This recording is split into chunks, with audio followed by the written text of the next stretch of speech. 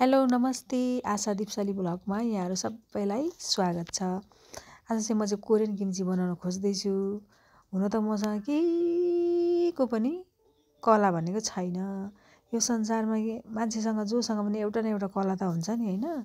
केही नभए पनि एउटा न एउटा थोकमा त केही जान्ने हुन्छ नि त। म चाहिँ यो संसारकै सबैभन्दा केही कला नभएको मान्छे सायद मै नै होला जस्तो लाग्छ क्या।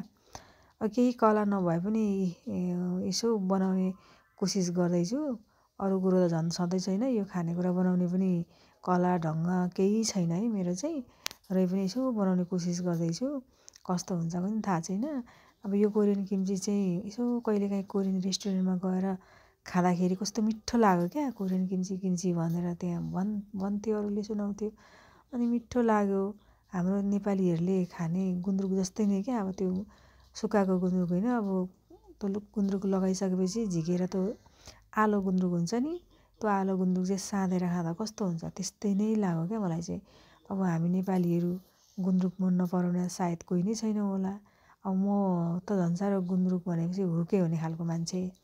अनि मलाई त कति मिठो लाग्यो क्या। अनि त्यही भएर आफैले बनाउन खोज्दैछु। अब त्यहाँ गएर खाएकै त्यति थोरै नै होइन हुन्छ।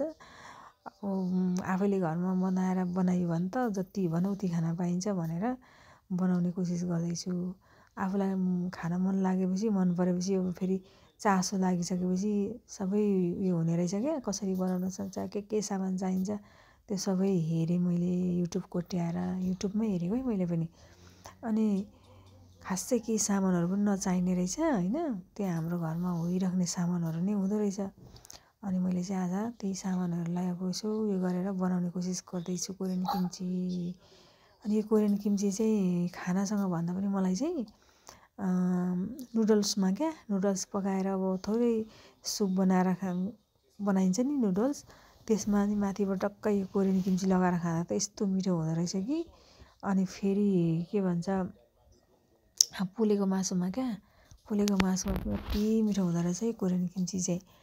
अनि मलाई चाहिँ साह्रै मिठो लाग्यो। सबैको आफ्नै मुखको टेस्ट होला होइन। कसैलाई कस्तो मन पर्ला, कसैलाई कस्तो मन पर्ला, तर मलाई चाहिँ मन परेको।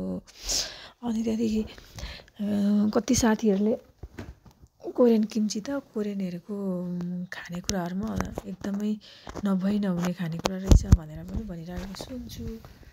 अनि त्यहाँदेखि उनीहरूको चाहिँ अब पाहुनाहरू आउँदा चाडपर्वहरूमा यो कोरियन किम्ची बनाएकै हुन्छ अरे क्या।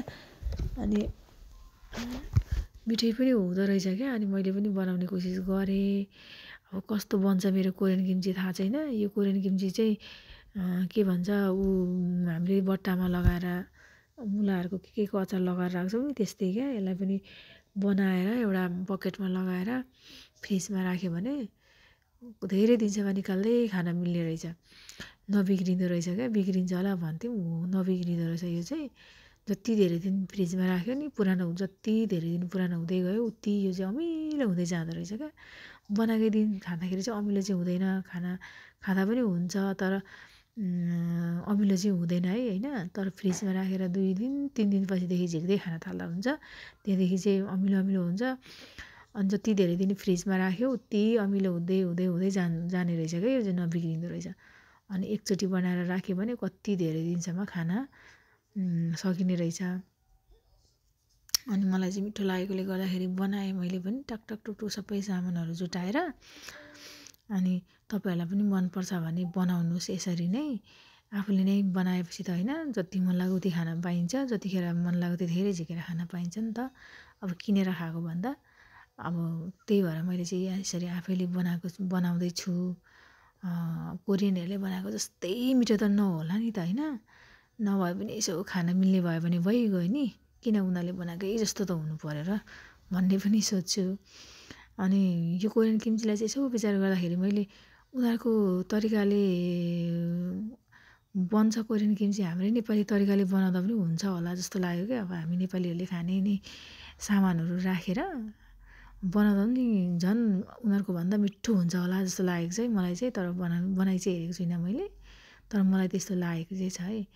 उनीहरूको यो चाहिँ अब उनीहरूको टेस्ट अनुसारको हो। कोरियनहरूको अब त्यो स्वाद अनुसारको भयो नि त कोरियन किम्ची। अब यही कोरियन किम्चीलाई हामीले हाम्रो नेपालीहरूकै स्वाद अनुसारको बनायो भने झन् कति मिठो हुन्छ होला। होइन। हामी नेपालीहरूको झन् कति मिठो खालको हुन्छ नि त अब खानेकुराहरूको त्यो पकाउने स्टाइल तरिका स्वादहरू पिरो पिरो अमिलो अमिलो चट्ट परेको होइन। अनि अलिक त्यस्तो धेरै सादा खालको हुँदैन। अनि झन् उनीहरूको भन्दा हाम्रो स्टाइलले हामी नेपालीहरूले खाने सामानहरू लगाएर बनायो भने झन् मिठो हुन्छ होला जस्तो लागेको चाहिँ मलाई चाहिँ यो कोरियन किम्ची। मैले ट्राई चाहिँ गरेको छुइनँ, तर मलाई चाहिँ आफै त्यस्तो लागेको क्या यसो सम्झिँदाखेरि नि। अनि मेरो चाहिँ यस्तो बन्यो कोरियन किम्ची। ल बाई बाई सबैजनालाई।